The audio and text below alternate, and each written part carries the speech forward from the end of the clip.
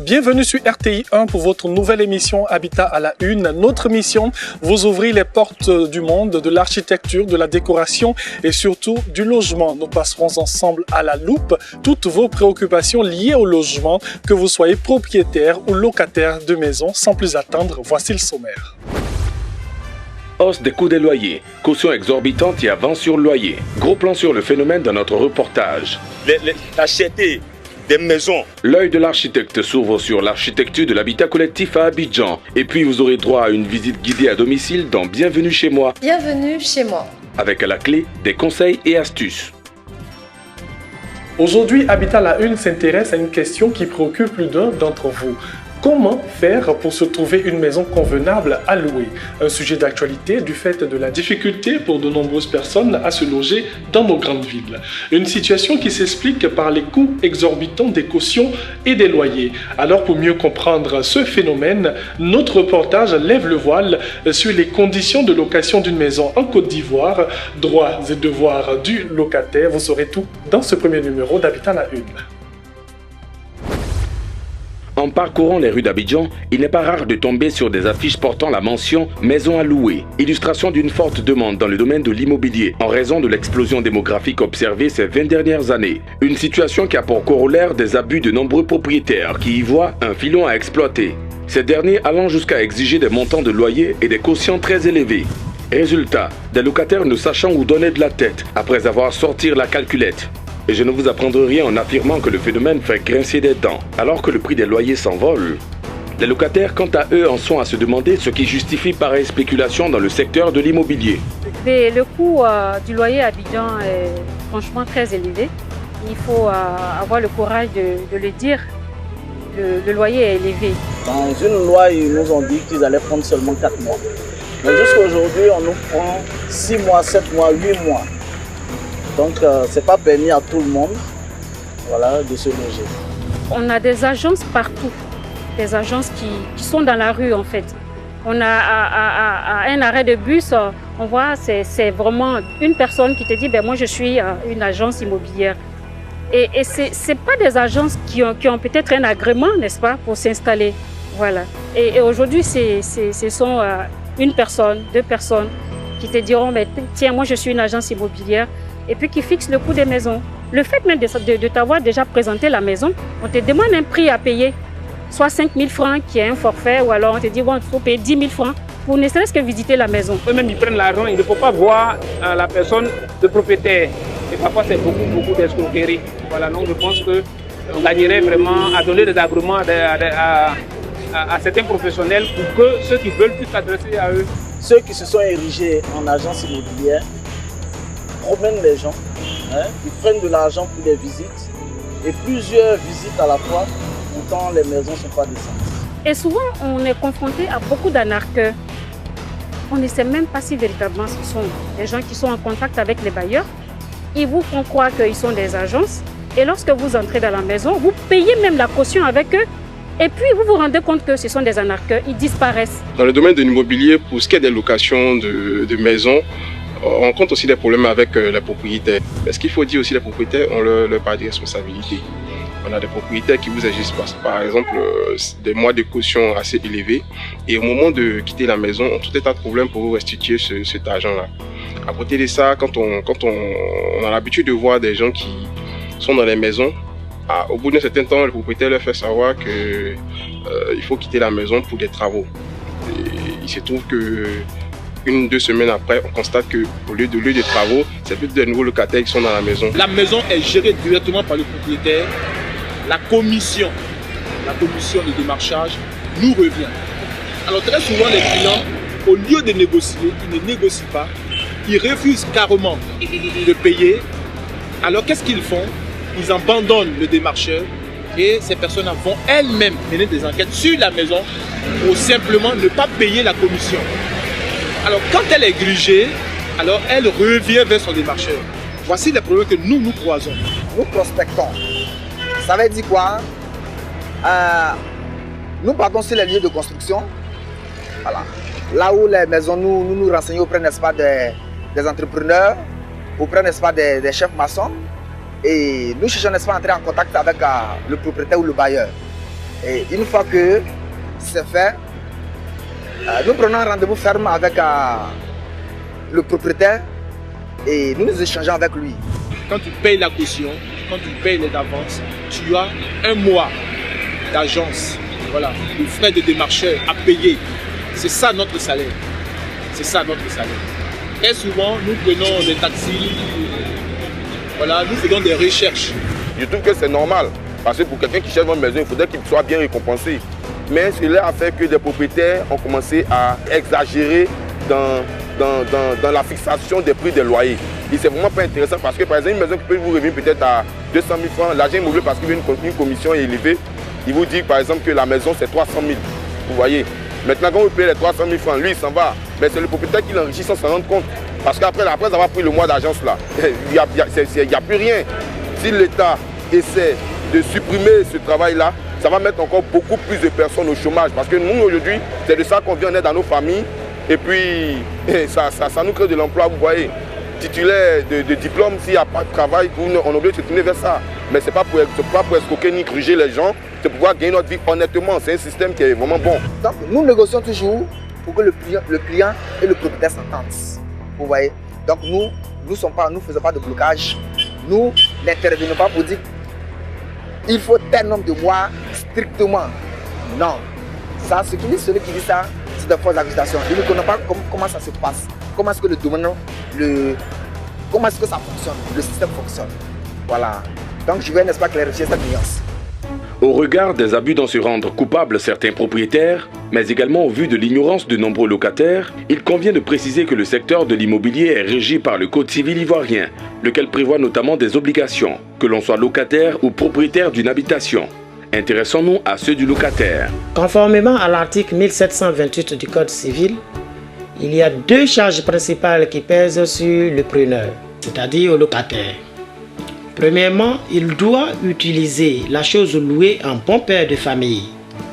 Deuxièmement, il doit payer régulièrement son loyer. Dans bien de cas, il est arrivé que pour une raison ou pour une autre, le locataire n'est pas en mesure de s'acquitter de son loyer dans les délais, l'exposant du coup à une éventuelle résiliation du contrat de bail. Un point de non-retour auquel les deux partenaires ne sont pas obligés d'arriver, puisque le locataire a la possibilité d'engager des discussions avec le propriétaire. Que faire justement pour éviter d'en arriver au point de non-retour? Pour éviter d'avoir des litiges avec son propriétaire, il faut respecter les obligations prévues à l'article 1728 du Code civil, c'est-à-dire utiliser les locaux loués en bon père de famille et en payer régulièrement le prix. Ensuite, il faut éviter de se faire des sous-locations sans le consentement du propriétaire. Et enfin, éviter de se faire remettre une caution par une tierce personne en quittant la maison sans l'avis du propriétaire. Comment rester insensible face au désarroi des populations? Nous avons donc jugé utile de procurer des réponses en vue de mieux faire comprendre la situation qui prévaut dans le secteur de l'immobilier. Pourquoi les prix des loyers des maisons et le montant des cautions ne cessent de grimper au fil des ans? Le coût des loyers est fonction de plusieurs facteurs, notamment le coût du terrain. Si vous acquérez votre terrain à un coût assez élevé, il va sans dire que évidemment vous allez répercuter ça sur le coût du loyer au finish, puisque vous aurez le coût du terrain, vous aurez aussi les autres coûts qui vont entrer dans la construction des dossiers et autres, et même dans la construction. Donc au fur et à mesure que nous avançons dans le temps, les coûts des maisons, les coûts des matériaux également aussi s'enflent, et cela est répercuté sur le coût des loyers. Maintenant, ce qu'il faut aussi savoir, cela dépend aussi du standing de la maison. Si vous êtes dans une maison qui a nécessité des matériaux assez élégants, assez chers, il va sans dire que vous n'aurez pas le même prix de loyer à fixer que peut-être la même maison dans un autre quartier qui est un quartier de bas standing. Je voudrais dire que la loi fiscale stipule qu'une maison s'amortit sur 20 ans. C'est-à-dire que si vous construisez votre maison à 20 millions, 20 ans ça fait 240 mois, vous allez l'amortir sur 240 mois, ça vous fera 83 000 ou 85 ou 90 000 si on tient compte des impôts et autres. Mais les propriétaires qui construisent ces maisons-là et qui les mettent en location veulent entrer très vite en possession de leurs gains. C'est-à-dire qu'ils veulent amortir leur maison dans un délai assez court. Et bien évidemment, ça va agir sur le coût des maisons. Le cri du cœur des populations relativement à cette situation semble avoir trouvé un écho auprès des pouvoirs publics, puisqu'il y a quelques mois, un décret a été pris pour réglementer le secteur de l'immobilier en Côte d'Ivoire. L'État gagnerait à réglementer les choses. C'est ce qui a été fait. C'est ce qui a été fait. Je crois que maintenant, on demande seulement 2 mois de caution. On ne tient plus compte des avances et autres, tout ça, 2 mois de caution. Mais là encore, ce n'est pas appliqué. Donc il faut que l'État soit assez regardant sur cette situation-là pour que ça soit vraiment, en tout cas, appliqué. Et que l'État réglemente aussi le secteur des agents immobiliers où il pullule vraiment aussi beaucoup de faussaires, beaucoup de personnes mal intentionnées qui crugent d'autres personnes qui sont dans ce besoin-là de se loger. Il importe de souligner que le préalable à la location d'une maison est le contrat de bail ou contrat de location. Il s'agit d'un document écrit sur lequel sont apposées les signatures du locataire et son propriétaire. Cette pièce matérialise le lien entre les 2 parties. Cet accord signé doit être légalisé afin de protéger d'une éventuelle mauvaise foi, locataire et propriétaire. On devient locataire par la signature d'un contrat de bail avec le propriétaire. Ça peut être un contrat verbal ou un contrat par écrit. Et nous privilégions la voie du contrat par écrit pour éviter des problèmes ultérieurs. Fait également important pour être souligné, il s'agit des travaux d'entretien ou de modifications devant être effectués dans une habitation. En effet, ils peuvent être entrepris en fonction des besoins du locataire, qu'il s'agisse de réparation ou d'aménagement, pourvu que le propriétaire en soit préalablement informé. Lorsque vous faites des modifications ou bien des aménagements dans une maison, c'est avec l'accord du propriétaire que vous faites ces modifications-là. Et si demain, vous devez vous faire rembourser les frais de réparation, cela doit être stipulé dans l'accord. Si cela n'est pas fait, et bien évidemment, le propriétaire, il peut remettre tout en cause, puisqu'il n'y a rien d'écrit. C'est pourquoi il faut toujours garder des traces des accords écrits et même aussi des traces même de tout ce que vous faites comme dépenses pour ne pas que de bonne ou de mauvaise foi, l'un ou l'autre conteste ce qui a été dit. Il est également important de privilégier des rapports de bon voisinage, car les troubles ayant pour nom les nuisances sonores peuvent mettre à mal les relations entre voisins. Et leurs plaintes peuvent obliger le locataire à mettre fin au contrat de bail qui le lie au locataire. Avis donc à tous les locataires. Et bonne chance dans vos rapports avec vos propriétaires. À la suite de notre reportage très instructif sur les conditions de location d'une maison en Côte d'Ivoire, ainsi que sur les droits et devoirs du locataire, eh bien, restons à Abidjan avec un sujet encore plus édifiant et croustillant. À l'image des grandes métropoles du monde où l'on constate une explosion démographique, Abidjan par contre se caractérise par des habitations de type collectif. Ce sont des habitations qui offrent un maximum de logements. À présent, l'œil de l'architecte. Et oui, justement, sur cet habitat de type collectif, notre expert Koupogno Deba nous éclaire sur le sujet. Que devons-nous entendre par habitat collectif? C'est un ensemble d'habitations qui permet donc de loger un maximum de population sur un espace réduit, soit en immeuble, soit dans des pavillons de petite hauteur ou bien des logements de cités, disons, promotion immobilière. Combien de types existent-ils et quand ont-ils fait leur apparition en Côte d'Ivoire? En Côte d'Ivoire, il y a 2 grands types d'habitat collectif. Il y a l'habitat collectif horizontal et l'habitat collectif vertical. Qu'est-ce qu'on entend par habitat collectif horizontal? Ce sont des quartiers composés de maisons basses, donc rez-de-chaussée, soit jumelées, soit en bande, soit isolés. Et vertical, ce sont des immeubles qui varient de R+1 jusqu'à R+10 même. Et donc qu'on retrouve un peu partout dans les 10 communes d'Abidjan. Où se situe-t-il et quelles sont leurs particularités? Sa particularité, c'est que l'implantation des bâtiments a tenu compte donc des règles d'urbanisme, les reculs, Quand on a un bâtiment en hauteur, il a une certaine distance d'un autre bâtiment parce que dans la réglementation, il est dit que quand on construit 2 bâtiments en hauteur côte à côte, la distance entre les 2 bâtiments doit être égale à la hauteur du bâtiment le plus haut. C'est pour cela aux 2 plateaux, on a donc ce type d'habitat collectif qui présente vraiment des grands couloirs d'aération entre les immeubles et qui permettent donc aux habitants de bénéficier d'une manière naturelle de l'air pur, parce que aussi c'est planté, il y a des arbres, et l'implantation par rapport donc aux grandes voies comme le boulevard Latré a un recul très important qui permet donc d'être isolé d'une manière phonique. Nous sommes dans un immeuble de R+8 où on a 4 appartements par niveau, fois 9, ça fait 36 logements, 36 appartements, donc 36 familles. Si on prend une moyenne de 7 personnes par famille, alors vous voyez qu'on héberge beaucoup de personnes. Quel constat fait des habitats construits par le secteur privé? Quand l'État, dans les années 80, s'est retiré de la production de logements, il a laissé la place au privé. Le privé, n'ayant pas suffisamment de moyens, a plutôt plus construit l'habitat collectif horizontal, qui consiste à construire des petites villas juste à poser.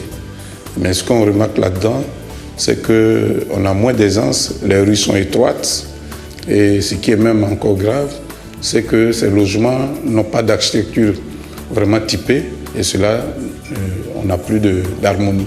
À côté de cela, il y a donc des particuliers aussi qui ont construit de l'habitat collectif vertical, type locatif, et qui pose un problème d'implantation, d'architecture, de sécurité. Les propriétaires voulant tellement gagner sur des espaces réduits confondent donc les reculs dont j'avais parlé tout à l'heure, à tel point qu'ils construisent sur peut-être un parcellaire de 600 mètres carrés et construisent 3 immeubles collés.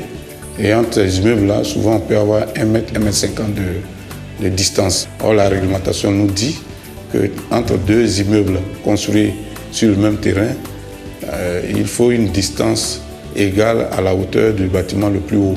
Et les gens sont obligés de garer sur le domaine public. Et tout ça, ça pose des problèmes parce qu'en cas de sinistre, ce type de bâtiment va poser des problèmes parce que les pompiers ne pourront pas intervenir. Voilà ce que je peux dire sur ce que le privé fait. Que doit faire l'État pour organiser et faire respecter les normes de construction? Je pense que l'État a suffisamment pris de dispositions législatives et réglementaires, mais malheureusement, c'est le non-respect de ces dispositions-là qui pose un problème sur le terrain. Donc, la première mission même importante sur laquelle l'État doit mettre l'accent, c'est le contrôle. Et le contrôle dont je parle, ce n'est pas seulement pour voir si on a le permis ou pas, c'est pour voir si ce qui se construit sur le terrain respecte les règles d'urbanisme qui ont été édictées donc par l'État lui-même. Et à côté de l'État, il faut que chaque citoyen soit un contrôleur. Si on respecte cela, si le contrôle est vraiment concis et précis, c'est sûr qu'on aura un habitat collectif digne de ce nom-là, comme on l'a connu dans les années passées. C'est toujours Habitat la Une sur RTI 1. En début d'émission, nous vous avons proposé notre reportage sur les droits et devoirs du locataire, très souvent méconnu et ouvrant la porte à de nombreux abus de la part des propriétaires de maisons. Et l'habitat de type collectif a été passé au peigne fin par notre expert, l'œil de l'architecte Koupogno-Leba.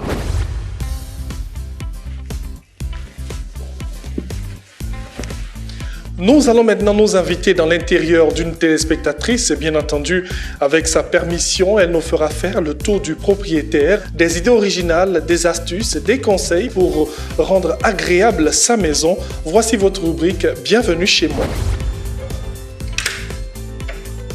Bienvenue chez moi.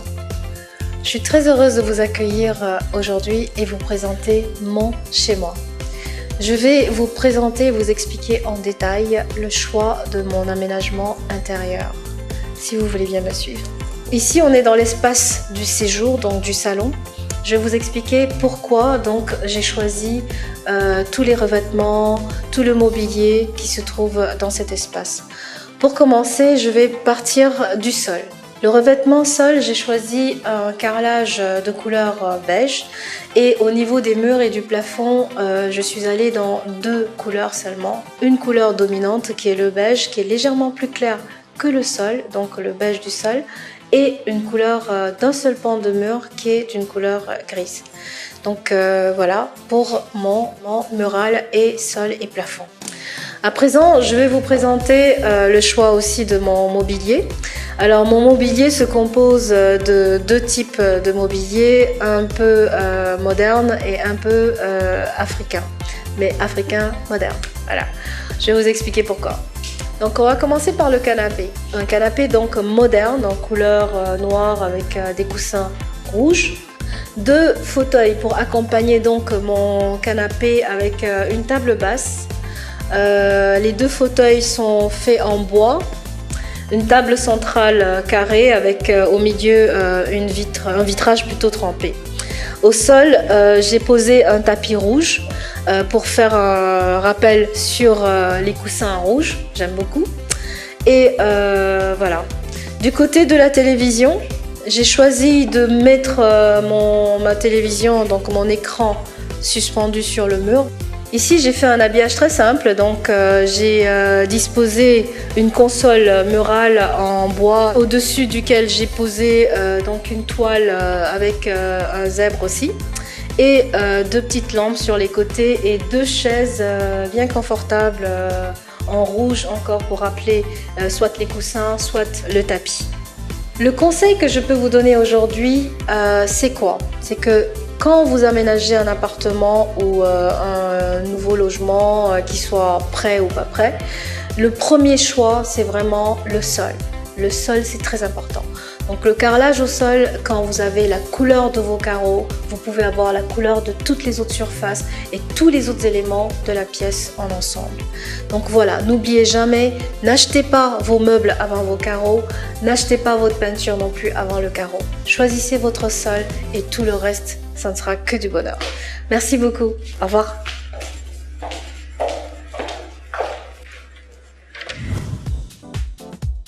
Habitat à la une, c'est ici que nous déposons les clés et oui, nous refermons les portes et les fenêtres de notre émission avec grand plaisir. Nous allons nous retrouver la semaine prochaine pour un autre numéro. Bonne suite de programme sur RTI 1. Pour toutes vos suggestions et participations à l'émission, contactez-nous à l'adresse email suivante: habitat@rti.ci ou via notre page Facebook www.facebook.com/la chaîne RTI 1.